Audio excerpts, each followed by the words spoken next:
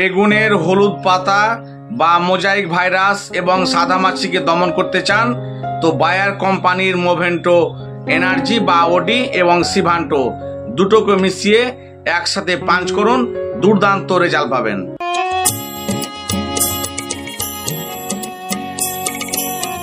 বেগুন গাছের পাতা দিনের পর দিন হলুদ হয়ে যাচ্ছে, তাই 90% কৃষক দাদা আজ চিন্তার মুখে পড়ে গেছেন। বুঝে উঠতে পারছেন না যে কিভাবে এই হলুদকে ঠিক করব। এই বেগুন গাছের পাতা হলুদ হয়ে যাওয়ার পেছনে মূল কারণ হচ্ছে ভাইরাস। এই ভাইরাস বাংলাদেশ কৃষি বিশেষজ্ঞরা বলছেন জেমিনি ভাইরাস এবং ভারত কৃষি বিশেষজ্ঞরা বলছেন টোবাকো মোজাইক ভাইরাস এবং অস্ট্রেলিয়ান কৃষি বিশেষজ্ঞরা বলছেন আলফালাফলা মোজাইক ভাইরাস। তো এই ভাইরাসের পেছনে মূল রহস্যটা কি? মূল রহস্যটা হচ্ছে হোয়াইট ফ্লাই বা সাদা মাছি। সাদা মাছির জিনগত বৈশিষ্ট্য এখন সারা দেশে ছড়িয়ে গেছে, যার কারণে দেখবেন সাদা মাছি আর বেগুন গাছে ঠিক মতো মরছে না। আপনারা বিভিন্ন রকম কীটনাশক বা টেকনিক্যাল বেগুন গাছে এত পরিমাণে স্প্রে করছেন যে 3 থেকে 4 দিন, খুব জোর হলে 7 দিন কাজ করছে। আবার আপনার বেগুন গাছে সাদা মাছি দুর্দান্তভাবে অ্যাটাক করছে। তো এই ভাইরাসের পেছনে বা বেগুন গাছ যে হলুদ হয়ে যাচ্ছে তার পেছনে মূল রহস্যটা কি লুকিয়ে আছে, চলুন আজকের এই ভিডিওতে পুরো ডিটেলস আলোচনা করব, সমস্ত ইনফরমেশন জানতে পারবেন। তো চলুন আজকের এই ভিডিওটি শুরু করা যাক।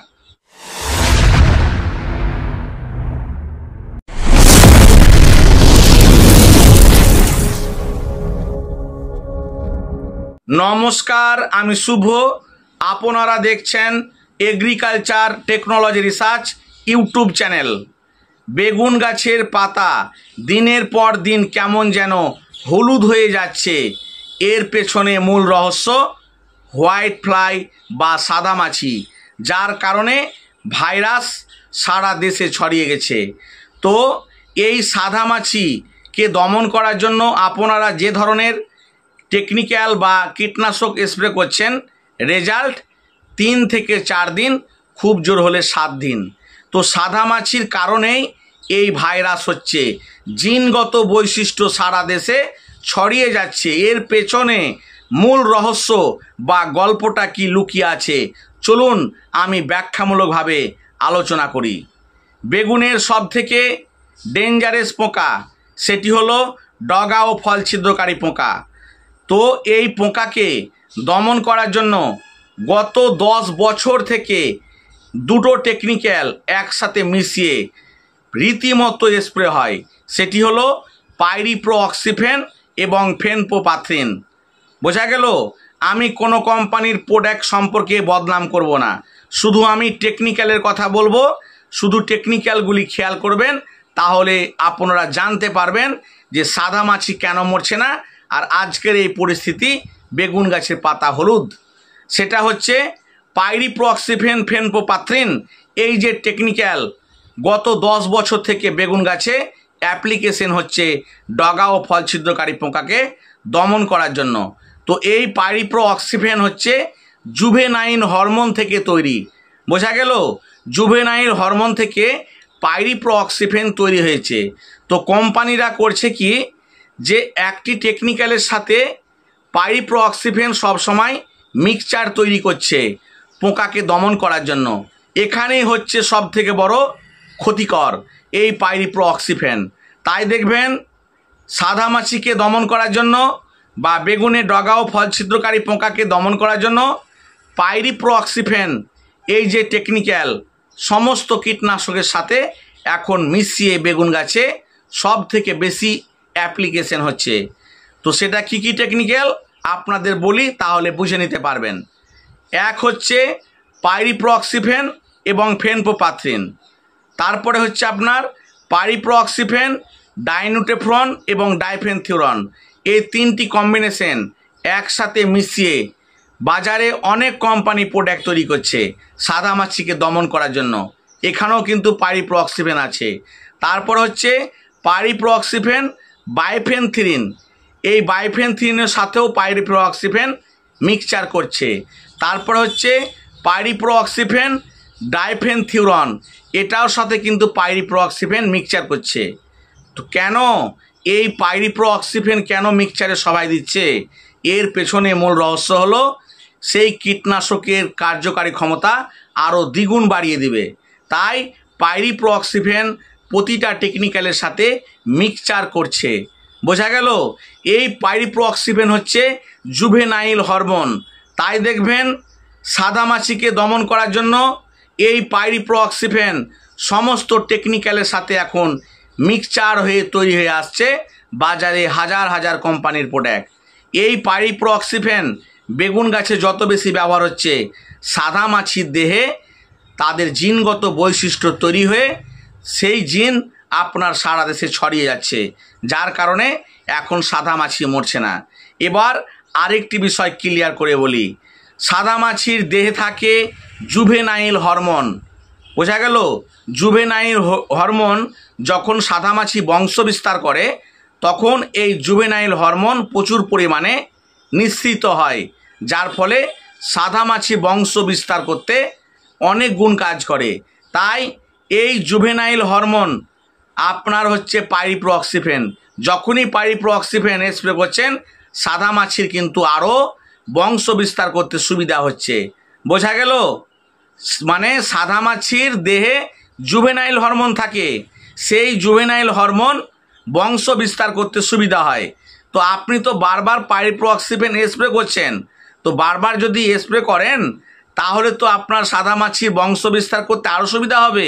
তাই দিনের পর দিন এই পাইরিপ্রক্সিফেন এত পরিমাণে বেগুন গাছে অ্যাপ্লিকেশন হচ্ছে, যার কারণে সাদামাছির জিনগত বৈশিষ্ট্য আজকে ভারত বাংলাদেশ সহ সারা দেশে ছড়িয়ে গেছে, যার কারণে এই সাদামাছি এখন আর মরছে না।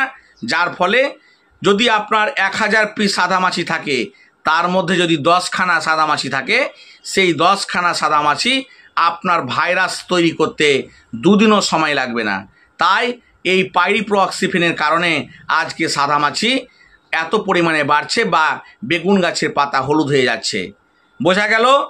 তো দেখবেন আরেকটি বিষয় ক্লিয়ার করি, profenofos cypermethrin, chlorpyrifos cypermethrin, quinalphos cypermethrin, তারপর হচ্ছে ইথিয়ন সাইপারমেথ্রিন। সাইপারমেথ্রিন কেন অ্যাড হচ্ছে? ক্লোরোপাইরিফসের সাথে সাইপারমেথ্রিন কেন অ্যাড? কুইনালফসের সাথে সাইপারমেথ্রিন কেন অ্যাড? কারণ বিষের পাওয়ার বা তীক্ষ্ণতা আরও দ্বিগুণ হচ্ছে, এই কারণে সাইপারমেথ্রিন অ্যাড করছে। তো এই রকম আপনার সাদামাছিকে দমন করার জন্য সায়েন্টিস্টরা বা কোম্পানিরা পাইরিপ্রক্সিফেন অ্যাড করে আজকে এই পাইরিপ্রক্সিফেনের কারণে সাদামাছি আর ঠিক মতো মরছে না। তাই এই পাইরিপ্রক্সিফেন মুড অফ অ্যাকশন যদি আপনি গুগলে সার্চ করেন পুরো ব্যাখ্যামূলক আলোচনা পেয়ে যাবেন যে জুভেনাইল হরমোন থেকে এই পাইরিপ্রক্সিফেন তৈরি হচ্ছে। বোঝা গেল? তো আপনারা কেউ পাইরিপ্রক্সিফেন বেগুন গাছে আর অ্যাপ্লিকেশন করবেন না, না হলে আগামী দিনে কিন্তু ভবিষ্যৎ অন্ধকার আছে। সাদামাছিও মরবে না, বেগুন গাছের পাতা যে হলুদ সেটাও আর কোনো দিন ঠিক হবে না। কারণ দীর্ঘদিন ব্যবহার করার ফলে একটা সময় আজকের পরিস্থিতি এই পর্যায়ে দাঁড়িয়ে গেছে। তাই এখন সকলেই কিন্তু এই ভাইরাসের জন্য ভুগতে হচ্ছে। তো এটাই ছিল বেগুন গাছের পাতা হলুদ হয়ে যাওয়ার পেছনের গল্প বা সাদামাছি কেন মরছে না তার পেছনের মূল রহস্য। অতিরিক্ত কোনো জিনিসই ভালো নয়। হয়তো আপনার পোকাকে দমন করার জন্য 1 থেকে 2 বার হয়তো পাইরিপ্রক্সিফেন ব্যবহার করবেন, এর থেকে বেশি নয়। অতিরিক্ত কখনোই ভালো নয়। বোঝা গেল?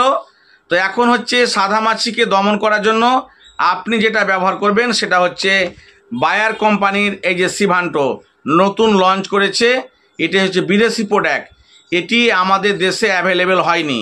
এটি আপনি অনলাইনে পেয়ে যাবেন, গুগলে সার্চ করবেন যে হচ্ছে বায়ার সিভান্টো প্রাইম ইনসেকটিসাইড প্রাইস, ওখান থেকে অনেকগুলি অপশন আসবে। দিয়ে আপনি এই সিভান্টো অনলাইনে বুকিং করতে পারবেন।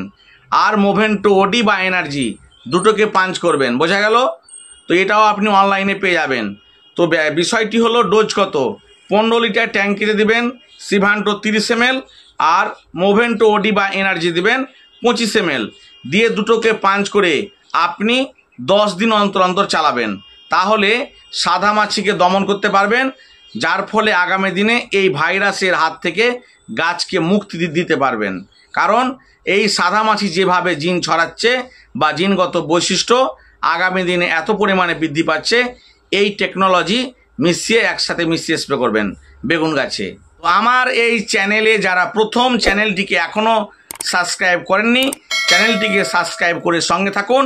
আগামী দিনে খুব সুন্দরভাবে বেগুন চাষের A to Z ইনফরমেশন জেনে খুব সুন্দরভাবে বেগুন চাষ করুন। তো চলুন আজকের এই ভিডিওটি এই পর্যন্ত শেষ করা যাক। সকলে ভালো থাকুন, সুস্থ থাকুন, আগামী দিনে খুব সুন্দরভাবে বেগুন চাষ করুন। নমস্কার।